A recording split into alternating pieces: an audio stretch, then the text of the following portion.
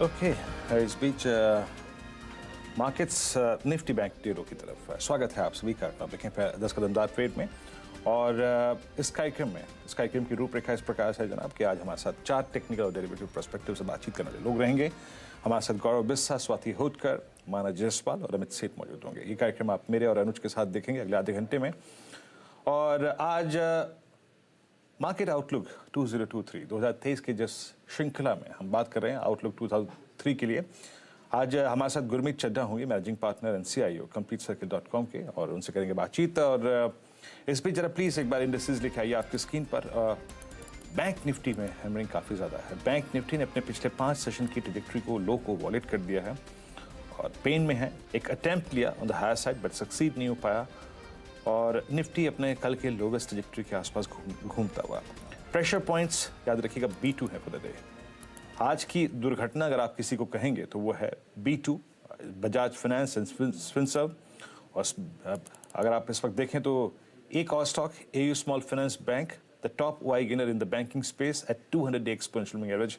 तो pressure points आज NBFCs और बैंक अभी स्क्रीन पर विजिबल होते हुए।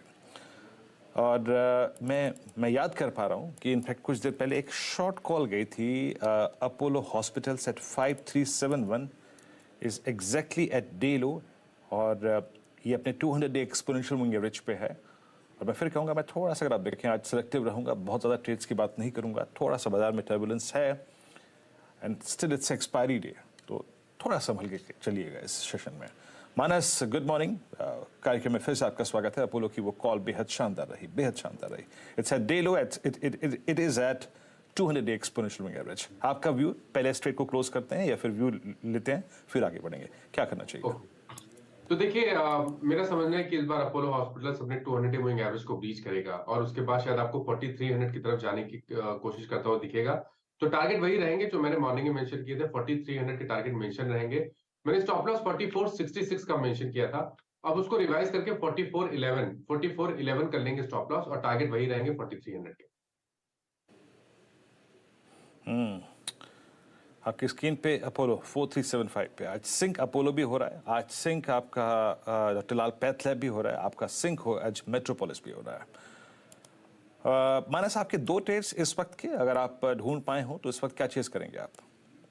ये सबसे पहले तो नौकरी पे एक सेल रिकमेंडेशन है। नौकरी के पैटर्न अगर आप देखेंगे तो यहाँ पर मेरे ख्याल से 3810 3820 की रेंज में एक सपोर्ट हुआ करता था जिसको स्टॉक ने ब्रीच किया है, तो यहाँ पर बिकवाली बढ़ सकती है। तो नौकरी पे बिकवाली करने की सलाह रहेगी।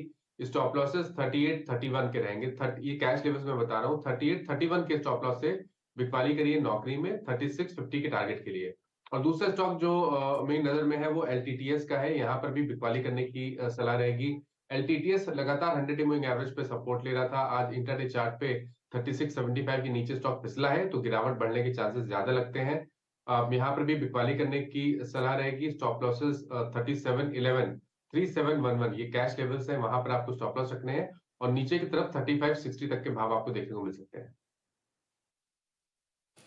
ओके, आपके अगर आप देखें 2 सेल कॉल हैं और सेल पे मानस आतुर हैं, और मैं अपोलो की कॉल बेहतरीन थी। और जो इन्फो एज का जिक्र किया आपने, देखिए जब सेल कॉल आ रही है तो बताओ, इन्वेस्टर भी आपको अपने लेवल्स को लेकर थोड़ा सा सचेत हो जाना चाहिए।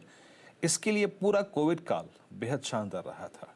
कोविड एरा में मतलब आप मार्च 2020 में देखें, 26 मार्च को इसका भाव था करीब करीब 1900 रुपये। प्लीज डायरेक्टर साहब लॉन्गर टर्म चार्ट रखिएगा। 1900 रुपये का स्टॉक 2500, 3000, 4500, 5000, 5500, 6000, 6500 और 7000, 7500 तक गया। इस स्टॉक का हाई था 7429, और जनाब वहाँ से ये स्टॉक जो है फिर आधा हो चुका है एट 3763। और मैं आपको एक बात बता रहा हूँ, यहाँ पे ये एक बहुत बड़ा क्रिटिकल लेवल है इस स्टॉक के लिए, 3724। अगर वो गया तो फिर शायद जो मानस की टिप्पणी है लोअर साइड की, वो शायद बिल्कुल अगर आप देखें सटीक साबित हो। इसका 13 मई को लो था लगभग 3376 का। थोड़ा अलार्मिंग सिग्नल है इस स्टॉक के लिए। अमित जी, आपके 2 कन्विक्शन आइडियाज इस वक्त के क्या रहेंगे? जी वीरेंद्र जी, इस समय का कन्विक्शन आइडिया आईओसी रहेगा। आईओसी का स्ट्रक्चर काफी पॉजिटिव है और it's on the verge of a larger breakout. Strength काफी है इस काउंटर में। 7880 का इसका प्राइस है, 77 का स्टॉप लॉस रखेंगे और इसके टारगेट्स लगभग 83 रुपीज के रहेंगे। नेक्स्ट रहेगा एनटीपीसी। एनटीपीसी अपने 10 डेमा को ऑलमोस्ट 50 डेमा को कट करके ऊपर जा रहा है। इसमें एक अंडर कट भी था अराउंड 100 डेमा लगभग 26 दिसंबर के आसपास। उसके बाद से स्टॉक कंटिन्यूसली एक अप ट्रेंड में है। 169 का प्राइस है। लगभग 175 के इसके टारगेट्स रहेंगे और स्टॉप लॉस रहेगा 166 का। ओके, एनटीपीसी अब देखिए आपका बाय कॉल है। डॉक्टर साहब प्लीज कॉल्स लेके आइए इनकी एक बार फिर से। 168.95 पे अगर आप देखें इट्स बाय इन एनटीपीसी। दूसरा ट्रेड क्या था जरा प्लीज मेरे को सूचित कीजिएगा एक बार। मैं आई थिंक अपोलो को दिख रहा था। आईओसी, यस आईओसी एक बात है इनका। स्वाति अब मौजूद है इस कार्यक्रम में हमारे साथ बातचीत करने के लिए। स्वाति और साथ ही साथ हमारे साथ इस वक्त गौरव बिस्सा मौजूद हैं। Swati good morning. आपका कन्विक्शन कॉल इस वक्त का, 2 कन्विक्शन ट्रेड्स आपके। Yes, good morning Veeru ji. First of all दोनों बाय कॉल देना चाहूंगी मैं, जो कि फर्स्ट है बालकृष्ण इंडस्ट्री पे। बालकृष्ण इंडस्ट्री का टेक्निकल सेटअप काफी स्ट्रॉन्ग है, जिस हिसाब से हम लोग टेक्निकल मोमेंटम देख रहे हैं। एक कंसोलिडेशन फेस था 200 डीएम के ऊपर एंड आज उसने ब्रेकआउट दिया है विद वॉल्यूम्स के साथ। मुझे इसमें काफी स्ट्रॉन्ग पोटेंशियल है अपसाइड में 2260 के लेवल्स टेस्ट करने की। तो करंट लेवल पे बालकृष्ण इंडस्ट्री बाय कीजिएगा, 2140 का स्टॉप लॉस प्लेस कीजिएगा और इमीडिएट टारगेट ऑफ 2260।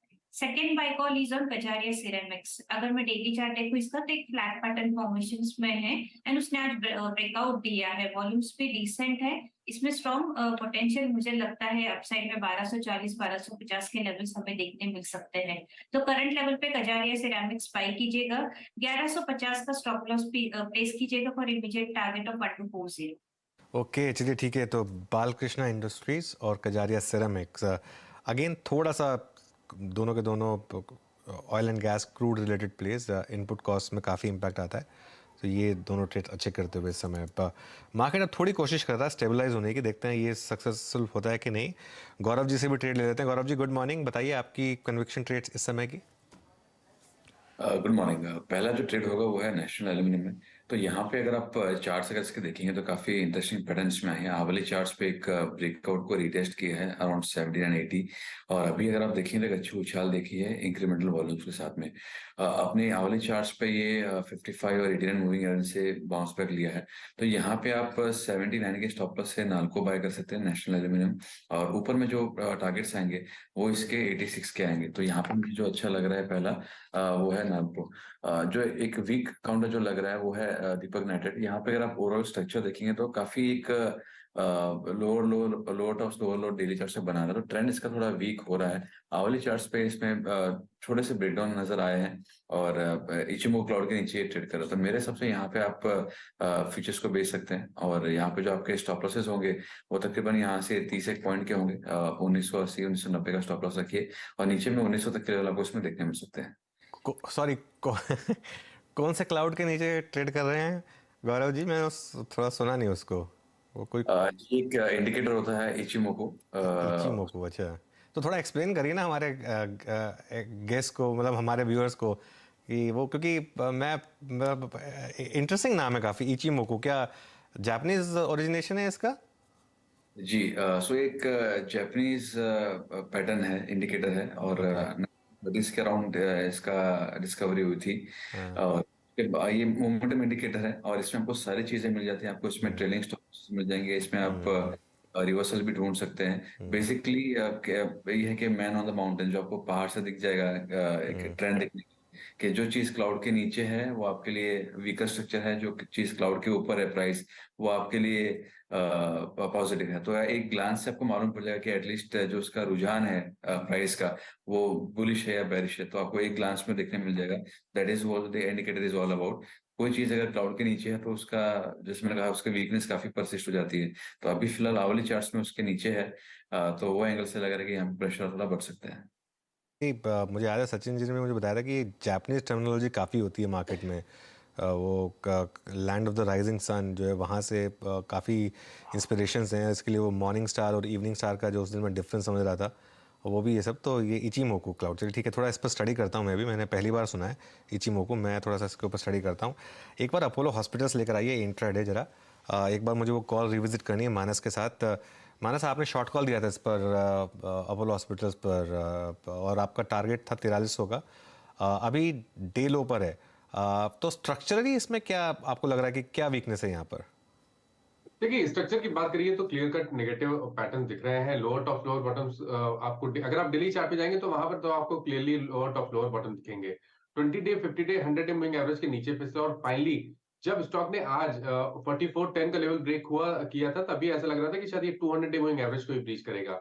और शॉर्ट टर्म के लिए अगर 200 डे मूविंग एवरेज ब्रीच होते हैं तो वहां पर आपको एक सेलिंग एक्टिविटी जरूर देखने को मिलती है। इसीलिए मेरा समझना है कि आपको यहाँ पर 4300 तक के भाव देखने को मिल सकते हैं। तो जैसा मैंने पहले मेंशन किया कि स्टॉप लॉस को रिवाइज कर लेना चाहिए थोड़ा 4411 पे, लेकिन शॉर्ट पोजीशन में बने रहिए। ओके, देखिए मार्केट अब इस समय वीकनेस दिखा रहा है और आज बैंक निफ्टी ने अच्छा खासा आपको निराश किया है। 42,741 इस समय बैंक निफ्टी, देखिए कैसे एकदम ए शेप में आपको निफ्टी दिखाई देगा और बैंक निफ्टी भी। तो ये एक थोड़ा सा परेशानी का सबब क्लियरली 42,742 जो मेरी एक्सपेक्टेशन थी उससे कम्प्लीटली ऑपोजिट है ये। और ठीक है, कई बार चीज़ें आपके हिसाब से नहीं होती, यही मार्केट है। लेकिन एक क्लियर कट आपको एक ब्रेकडाउन अब इस समय दिखाई दे रहा है बैंक निफ्टी में।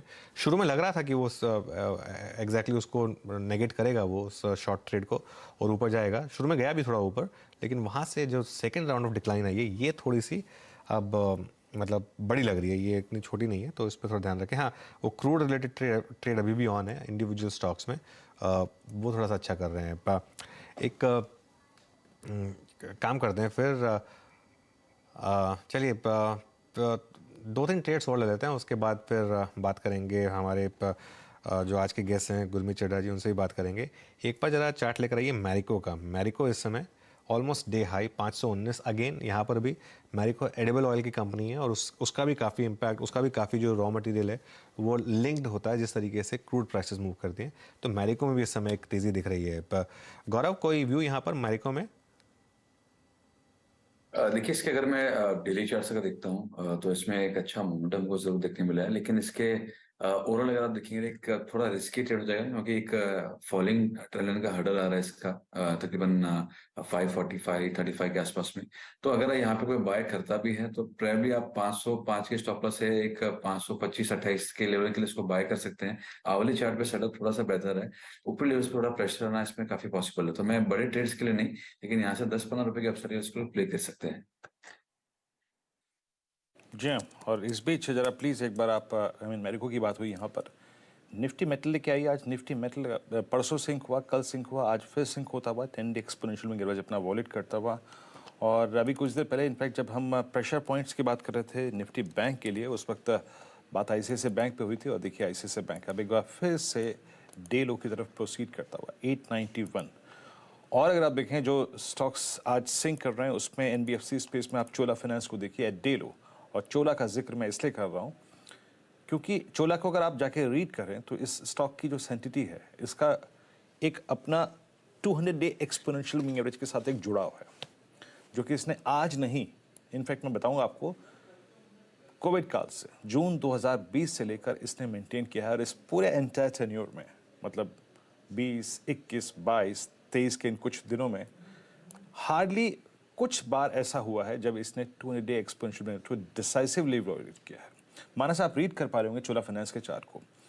यही हुआ था एग्जैक्टली फर्स्ट टेन्योर अक्टूबर 2020 में, फिर यही हुआ अगस्त 2021 में, यही हुआ अगस्त 2021 के लास्ट वीक में, यही हुआ दिसंबर 2021 जब इसने तोड़ा, सस्टेन हुआ लेकिन फिर रीगेन कर लिया, यही हुआ जुलाई 2022 में, और एक बार फिर यही हो रहा है exactly at 200 day exponential moving average 705।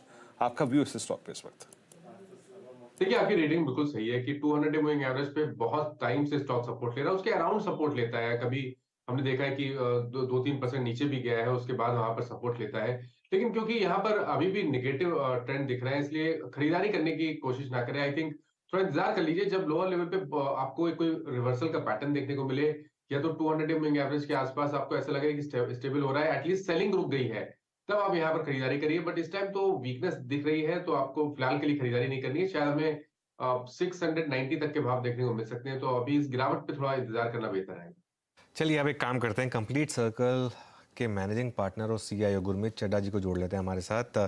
मेरी गुरमीत से ये, क्योंकि नए साल की पहली मुलाकात है शो में। Gurmeet ji, good morning, happy new year. और अच्छा, ज़रा गुरमीत को और वीरू को एक साथ रखिए स्क्रीन पर। दोनों दिल्ली वाले हैं और वीरू ने तो पता नहीं अंदर थर्मल पहना है कि नहीं। गुरमीत जी आपने तो स्वेटर पहन लिया नीचे, इतनी ठंड हो गई क्या? कोल्डेस्ट डे है मिस्टर अनुज, और ग्रीन स्वेटर पहना है ताकि थोड़ा मार्केट को चलिए, ये एटलीस्ट एक स्पिरिट दिखाई है। लेकिन मतलब वाकई में बहुत कोल्ड है ऐसा लग रहा है। सुबह वीरू बोल तो रहे थे कि बहुत ठंड हो गई है दिल्ली में और एकदम शिमला या वैसा नज़ारा बन गया है। लेकिन ये देखिए, ये दिल्ली की वाकई अनुज, हाँ आज ठंड बहुत है। हाँ और मैं अमूमन एक मफलर सुबह आते हुए लगा के आता हूँ अनुज। आज पता नहीं वो मेरा मफलर कहाँ हो गया, चला के मैं मफलर लगा के नहीं आ पाया। सुबह से ऐसा सर दर्द हो रहा है कि पूछिए मत। तो आप इस ठंड का अंदाजा लगा सकते हैं। सुबह 7 डिग्री टेम्परेचर था अनुज। ओके, वो 7 डिग्री। वो स्पीकर वाला वो कहाँ गया? वो जो वो स्पीकर शेप में जो था वो है वो गाड़ी में हमेशा रहता है वो। चलिए ठीक है। उसमें क्या करता हूँ अनुज, मैं जब मैं तैयार हो जाता हूँ ना, जब मैं तैयार हो जाता हूँ सुबह सुबह पूरा, उसके बाद हल्का सा हीटर पे उसको सेक के उसको कान पे लगा देता हूँ। वो मुझे ऑफिस तक दुरुस्त तरीके से ले आता है। चलिए, जुगाड़ हमारे देश में हमेशा चलता रहा है, चलता रहेगा। अब गुरमीत जी से मार्केट की बात कर लेते हैं। गुरमीत जी, तो बताइए नए साल में किस तरीके से आप मार्केट को देख रहे हैं? एसेट एलोकेशन के हिसाब से क्या अच्छी स्ट्रैटेजी होगी, क्या आपकी एडवाइस होगी रिटेल को? तो अनुज, दो चीजें हमें देखना पड़ेगा कि मार्केट में हर चीज रिलेटिव होती है। तो अगर आप इंडिया का वैल्यूएशन देखें तो हम करीबन 19 टाइम्स हैं, जो कि कोविड से थोड़ा ज्यादा है, तो फेयर प्लस जोन में है। बट तो बहुत बहुत बहुत रीजनेबल नहीं है, बहुत महंगे भी नहीं है। लेकिन बाकी एसेट क्लासेस थोड़े से अट्रैक्टिव हो गए हैं, जिसे हम पहले टीना फैक्टर कहते थे इक्विटी में। तो एक तो रिस्क प्रीमियम अगर आप इंडिया में देखें बॉन्ड्स पे अब सिर्फ 3% है। दूसरा, अगर आप यूएस में आज देखें तो दो साल का बॉन्ड 4.5% पे मिलता है डॉलर टर्म्स में। तो वो एक मुझे लगता है काफी पैसा जो है शॉर्ट टर्म में उधर जा सकता है। प्लस लिक्विडिटी टाइटन हो रही है। इंडिया से अगर आप देखें banking liquidity 7-8 lakh crore excess थी 2021 में पीक पे। अभी वो नेगेटिव हो गई है। कुछ आरबीआई का इंटरवेंशन है, कुछ हमारा करंट अकाउंट डेफिसिट और बीओपी पोजीशन थी। तो मुझे लगता है कि थोड़ा सा बैलेंसिंग इस साल करनी चाहिए। कि मैं ये नहीं कह रहा हूँ कि इक्विटी के रिटर्न्स अच्छे नहीं होंगे, थोड़े वोलेटाइल होंगे शायद पहला 1-2 महीना, क्योंकि पीक बनेगा रेट हाइक्स का अगले 1-2 महीने में, थोड़े वोलेटाइल हो सकते हैं। और थोड़ा सा रीएलोकेशन हो सकता है कुछ मार्केट्स में जो ज्यादा रीजनेबल है, जैसे चाइना, बॉन्ड्स में जहां पे जैसा मैंने बोला डॉलर टर्म्स में रेट अच्छा है, और थोड़ा सा रिस्क प्रीमियम जो है कम हुआ है। तो but second half of the year मुझे लगता है, या may be March April onwards अच्छा होना चाहिए बाजार के लिए। तो थोड़ा सा अगर बैलेंस्ड अप्रोच रखेंगे और थोड़ा कैश फ्लोज पे ध्यान देंगे, क्योंकि क्या होगा कि जब इंटरेस्ट रेट्स बढ़ते हैं तो कैश फ्लो फ्रॉम ऑपरेशंस पे थोड़ा सा इम्पैक्ट आता है। तो खाली अर्निंग मत देखिए, क्वालिटी ऑफ अर्निंग्स पे भी थोड़ा सा ध्यान दीजिए। और हम अच्छा रिसर्च करेंगे तो अभी भी काफी अच्छी अपॉर्चुनिटीज है मार्केट। ओके, काफ़ी अच्छी अपॉर्चुनिटीज़ हैं आज। अपॉर्चुनिटीज़ क्लियरली एफएमसीजी स्पेस में है आपके लिए। एक बार निफ्टी एफएमसीजी इंडेक्स लेकर आइए। आज का बड़ा स्टार परफॉर्मर वही है और वही एक तरीके से बुल्स को गेम में रख भी रहा है आज। ये जो 2% का मूव दिखा रहा है निफ्टी एफएमसीजी, पूरा का पूरा इसका जो रीज़न है वो क्रूड की डिक्लाइन, और सारे के सारे टॉप गेनर्स आज कंजम्पशन से हैं, डिस्क्रेशनरी या नॉन डिस्क्रेशनरी, जैसे कि Britannia, Tata consumer, Marico, Godrej consumer, ITC, और उसके अलावा सारे के सारे टायर स्टॉक्स। गुरमीत जी, ये ऑब्वियसली आज तो एक एल्गो ट्रेड प्ले हुई है यहाँ पर क्रूड के रिलेटेड, लेकिन एफएमसीजी सेक्टर पर क्या व्यू है आपका? इसलिए बात कर रहा हूँ कि आज का टॉप गेनर यही है। सो अनुज, थोड़ा सा सिलेक्टिव व्यू है। कुछ जगह वैल्यूएशंस अभी भी स्ट्रेस्ड हैं। आप अगर 60p देंगे सिंगल डिजिट ग्रोथ के लिए तो रिटर्न डिसअपॉइंटिंग हो सकता है। तो मैं एमएनसीज अवॉइड करूंगा, जैसे नेस्ले है या एचयूएल है। बट कुछ पॉकेट्स अच्छे हैं। आईटीसी मुझे अच्छा लगता है। मुझे लगता है थोड़ा सा ओवरहैंग है बजट में, जो हमेशा होता है, जो टैक्स को लेके होता है टोबैको के, तो वो ओवरहैंग रहेगा। और थोड़ा स्टेबलाइज किया है अच्छे मूव के बाद, और अभी भी अच्छे काफी रीजनेबल वैल्यूएशंस पे सिगरेट बिजनेस में उनका वॉल्यूम ग्रोथ हो रहा है। एफएमसीजी बिजनेस के मार्जिन्स वॉल्यूम के साथ ग्रेजुअली इंप्रूव हो रहे हैं, और पेपर और एग्री बिजनेस भी अच्छा कर रहा है। होटल बिजनेस का उन्होंने ऑलरेडी बात रखी है कि वो हाइव ऑफ करना चाहते हैं, पर वो भी स्मॉल पार्ट है रेवेन्यू का, तो वहां भी ऑक्यूपेंसी आपको बेटर देखने को मिलेगी Q3 में। तो रीजनेबल वैल्यूएशन से अच्छे कैश फ्लो है, अच्छा स्टॉक है। टाटा कंज्यूमर हमारा 4-5 साल से फेवरेट रहा है। अभी उन्होंने बिस्लरी का भी एक्विजिशन किया है। तो ये टी में, सॉल्ट में, बेवरेजेस में, तो और जो अपॉर्चुनिटी साइज है, जो मैं हमेशा ब्रांडेड फूड सेगमेंट बोलता हूँ, जिसमें पल्सेस है, ब्रेकफास्ट सीरियल्स है, स्पाइसेस है, बहुत बड़ी अपॉर्चुनिटी है ये। और कोविड के बाद हमने देखा है कि प्रीमियमाइजेशन और ब्रांडिंग की तरफ जो है जा रहा है। थोड़ा सा अदानी विलबार भी हमारे रेडार में है, बट पहली पसंद हमारी टाटा कंज्यूमर और आईटीसी का इस स्पेस में। अच्छा, मार्केट में थोड़ी रिकवरी बैंक निफ्टी में खास तौर से एक बार आईसीआईसीआई बैंक लेकर आइए इंट्राडे और देखते हैं उसने स्टार्ट किया है, क्योंकि 0.7% नीचे था, अब वो 0.5 रह गया। तो अब देखते हैं, लेकिन मॉर्निंग लो अब सैक्रोसैंक्ट यहाँ पर। गुरमीत जी, ये जो दो बैंक्स हैं, आईसीआईसीआई बैंक और एसबीआई, इन्होंने मार्केट की कमान संभाल ली पूरे 2022 में। पूरे 2022 में ये दो स्टॉक्स थे जो एक मार्केट के गो टू स्टॉक्स थे। 2023 में भी क्या ऐसे ही रहने वाला है या बाकी स्टॉक्स कैचअप करेंगे? मुझे लगता है अनुज की आईसीआईसीआई एसबीआई का परफॉर्मेंस अच्छा रहेगा। एसबीआई इन पर्टिकुलर आप देखिए, कल मैं सत्या नडेला जी का ट्वीट देख रहा था, जो इंटरेक्शन कर रहा है माइक्रोसॉफ्ट एसबीआई के साथ। ये काबिल तारीफ है। आपको ये चीजें पीएसयूज में देखना और एसबीआई जैसे जायंट में देखना, और आप देखिए हर सेगमेंट में अच्छा कर रहे हैं। हाउसिंग लोन बुक उनकी 6 लाख करोड़ से ऊपर हो गई है। आप उनका रिटेल मिक्स देखिए, बहुत अच्छा है। क्रेडिट कॉस्ट देखिए, इनफैक्ट अगर आप रिस्ट्रक्चर्ड बुक देखेंगे तो कुछ प्राइवेट बैंक से भी अच्छी बुक है। तो उन्होंने एक जो टेस्ट था कोविड का, बहुत अच्छा पास किया है। और इस बैलेंस शीट साइज पे अगर वो 15-18% क्रेडिट ग्रोथ निकाल सकते हैं तो बहुत काबिल तारीफ है। थोड़ा सा मुझे लगता है कि शिफ्ट अब जो होगा वो डिपॉजिट्स की तरफ होगा, क्योंकि लिक्विडिटी टाइट हुई है सिस्टम में। आप एचडीएफसी बैंक के अगर अपडेट देखें तो उनका डिपॉजिट ग्रोथ 21% आया है पिछले क्वार्टर। तो मुझे लगता है कि जो स्ट्रॉन्गर बैंक्स हैं वो डिपॉजिट ग्रोथ पे अब डिफरेंशिएट करेंगे। हमें खाली क्रेडिट ग्रोथ नहीं देखना चाहिए, क्योंकि कॉस्ट ऑफ फंड बहुत इंपॉर्टेंट फैक्टर रहेगा। तो हमें एसबीआई ऐसे, और मुझे लगता है थोड़ा सा कैचअप एचडीएफसी में भी होना चाहिए।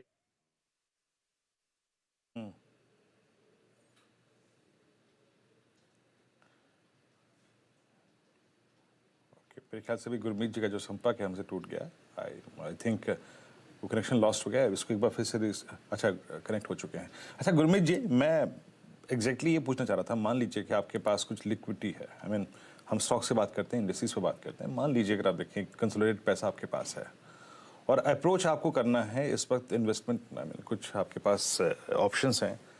कितना पैसा एफडी में, कितना म्यूचुअल फंड में? म्यूचुअल फंड तो कौन से टाइप का इस वक्त लें? और मैं 20% मान लीजिए अपना इक्विटी में डायरेक्ट एक्सपोजर लेना चाहता हूँ, तो वो मैं खुद चुनाव कर लूँगा।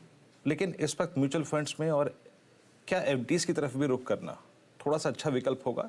23 की जो थीम है उसको देखते हुए, हायर डेट पे जो पैसा आप लेने में सक्षम है इस साल, क्या वो थोड़ा एफडीज की तरफ और म्यूचुअल फंड में डेट स्कीम की तरफ जाने के लिए आपको प्रेरित करता है?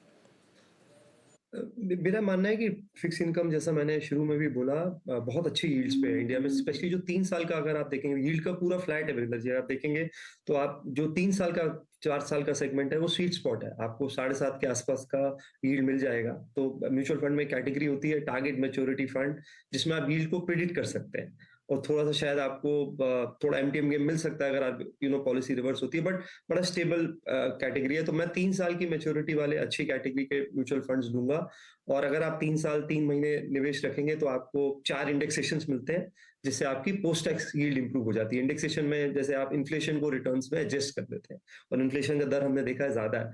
तो जिसका टैक्स स्लैब ज्यादा है, 30-40% है, उनको म्यूचुअल फंड 3 साल की मैच्योरिटी वाले पे ज्यादा इन्वेस्ट करना चाहिए। जो थोड़े कम टैक्स स्लैब में आते हैं, 10% टैक्स स्लैब में है या उससे या 20% स्लैब में, वो थोड़े से कॉर्पोरेट डिपॉजिट्स भी देख सकते हैं। आप देखिए Bajaj finance, HDFC limited, housing finance companies 7.5 से 8% अलग अलग टेन्योर्स के डिपॉजिट पे दे रही हैं, 2 साल में, 3 साल में।